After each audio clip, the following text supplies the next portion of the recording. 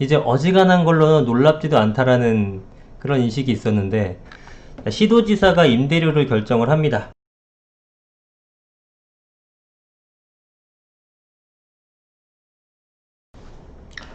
네, 안녕하세요. 이승훈 소장입니다.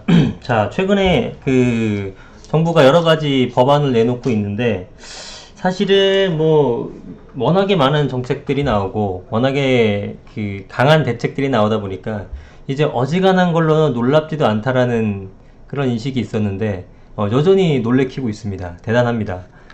시도지사가 임대료를 결정을 합니다. 평생 계약 갱신.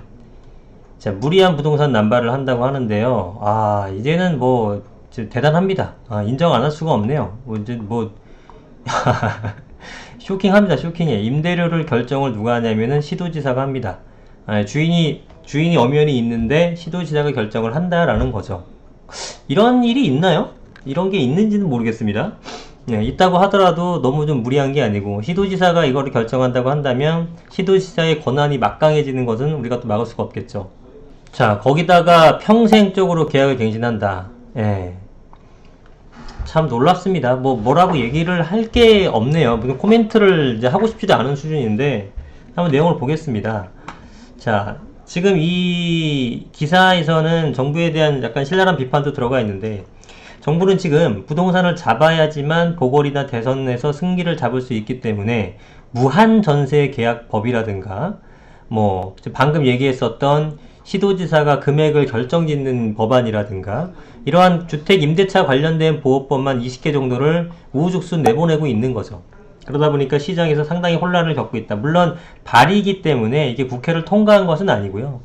물론 현재 야당에서는 반대 입장을 취하고 있기 때문에 반대가 될 것이고, 그러나 지금 집권 여당이 워낙에 많은 의석수를 갖고 있기 때문에 사실은 통과가 안 된다고, 통과가 되지 않을 것이다라고 낙관할 수가 없는 상황이라서 통과가 된다는 걸 배제할 수가 없습니다. 그러면 이런 것이 통과가 된다면 시장에 엄청난 어떤 혼란을 일으킬 수밖에 없는 내용들이죠. 지금까지는 한 번도 이런 법안 자체가 논의된 적조차 없었기 때문에, 발의가 아니라 논의된 적도 없었기 때문에 이게 어떠한 파급을 일으킬지는 알 수가 없지만, 사실은 이게 과연 민주적인가 하는 부분에 대해서 우리가 아주 깊이 있게 고민을 해볼 필요가 있습니다.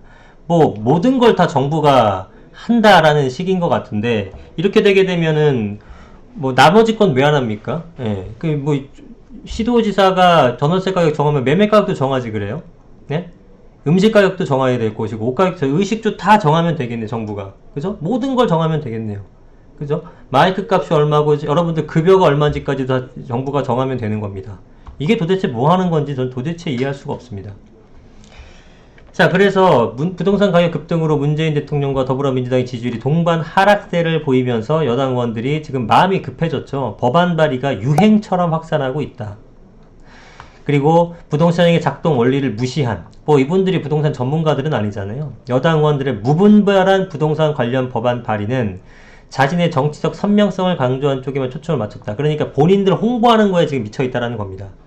이게 진짜로 이걸 통해서 시장에 어떤 영향을 미칠지에 대해서 연구를 한 게 아니잖아요. 연구기관에다가 의뢰를 한 것도 아니고 그냥 막 내놓는 겁니다. 그리고 좀 더 자극적인 걸 내놔야지만 자신의 이름이 한 번이라도 더 언급이 되고, 그게 홍보 효과를 이룰 수 있고, 그게 표심을 자극하면서 나에게 좀 유리하지 않을까, 이런 상태에서 이런 말도 안 되는 법안들을 발의하는 것이 아니냐라고 꼬집고 있습니다.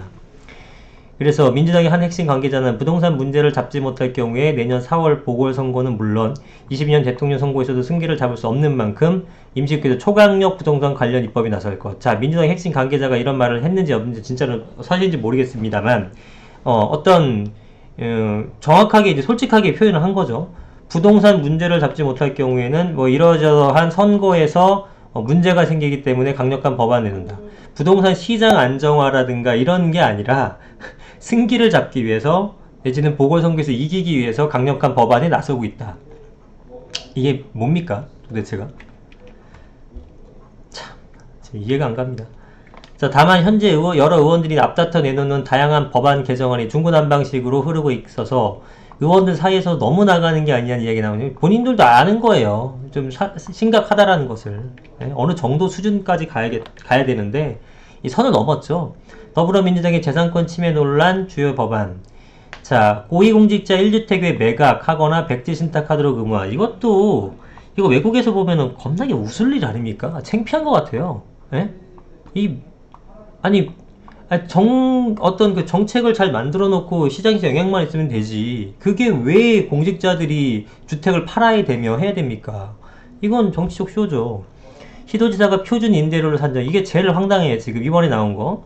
공고에서 임대료 및 인상률 기준을 제시하겠다. 제가 다른 기사에서 보여드리겠지만 이 임대료 인상률에 대한 기준이 뭐냐면 공시가격에다가 뭐 물가 상승률이라든가 금리 같은 거 반영한다고 하는데 사실상 공시가격이 가장 큰 기틀이 되겠죠. 그게 기준점이 되겠죠. 그럼 그거 누가 정합니까? 정부가 정하죠. 그걸 기준으로 해서 시도지사가 발표를 하는 거죠. 정부의 힘이 점점 더 막강해지고 계속 큰 정부만 만들어내고 있는 겁니다. 그러니까 시장의 자율 기능을 전혀 무시하고 모든 것을 정부가 하겠다는 그런 인식 같아요. 임차인의 계약갱신 요구를 임대인이 거절할 수 없도록 함. 그럼 도대체가 이거 뭐 사유재산권은 왜 있는 건지 모르겠습니다. 강병원 의원이 하는 거 1년 미만의 주택이 50에서 80% 이게 말도 안 되는 얘기다라고 생각하지만 이 중에서는 그나마 가장 합리적이라고 느껴질 정도로 말도 안 되는 법안들을 계속 내놓고 있다는 게 문제입니다. 17일 국회 의안정보 시스템에 따르면 5월 31일 하게 되면 지금이 7월 말이 안 됐으니까 2달 이내에 주택임대차 보호법만 20개, 거의 이틀에 하나씩 냈죠. 달할 정도다. 주택임대차 보호법 관련만. 그죠? 예. 이 중 무한 전세계약을 허용하는 내용을 담고 있고요. 그 다음에 총 6년, 계약갱신 청구권 등을 해서 총 6년으로 규정한 가운데 기존 계약은 물론 신규 임대차 계약까지 전월세 상한제를 도입하는 것이어서 사유재산을 과도하게 침해한다는 우려가 제기되고 있다.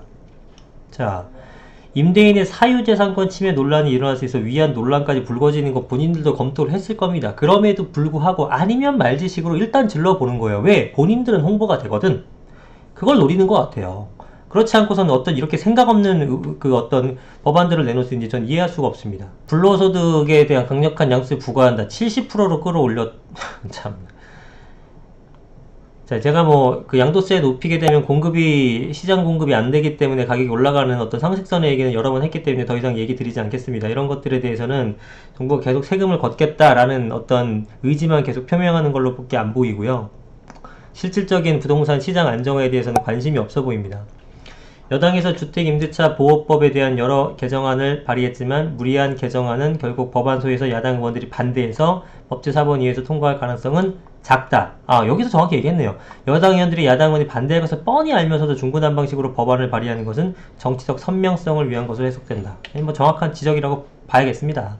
자, 여기 내용에 보시면 아파트 전월세 금액 시장과 도시자가 정한다 법안 발의한 내용을 보시게 되면 어떻게 적었냐면 시장 도시자가 정하는데 표준 임대료를 해당 주택 공시가격과 주변의 임대 시세와 물가와 은행 대출 금리들을 고려 산정하는데 사실은 굉장히 어떤 정량화할 수 있는 내용들이 별로 없죠. 그냥 해당 주택 공시가격도 매년 높이잖아요. 이 높이는 거에 대한 기준점이 어떤 공식화되어 있는 게 없습니다. 공개를 안 해요. 그냥 계속 올라가. 예, 나름대로 뭔가 공식이 있다는데 전혀 발표를 안 합니다. 그렇게 압박을 받아도. 그러니까 내 맘대로 올리겠다는 거죠. 내 맘대로 올린 다음에 여기에 맞춰서 표준 임대료를 정하겠다. 뭐 이런 식입니다. 그러니까 이거는 우리도 또 알 수가 없어요. 어떤 식으로 산정이 되는 건지. 그러니까 마음대로 하겠다라는 거고, 그러면은 전월세 가격 같은 것들을 마음대로 정해놓게 되게 되면은 공급이 늘어나겠습니까? 그죠?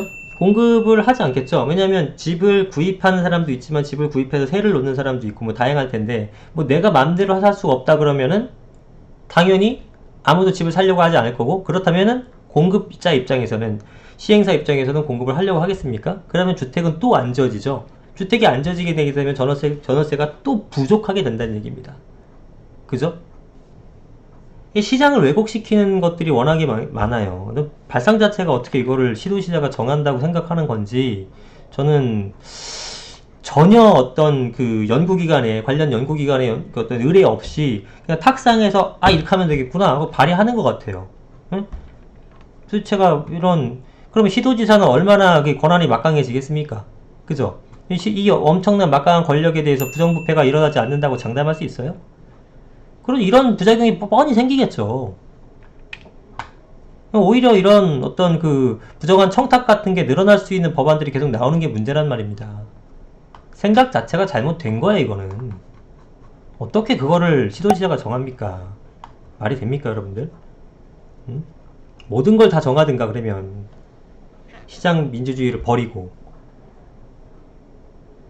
근데 이거는 법안에서 통과가 안 될 거로 생각은 하겠습니다만, 이런 법안을 내놓는 것 자체가 저는 굉장히 무책임하다고 생각을 합니다.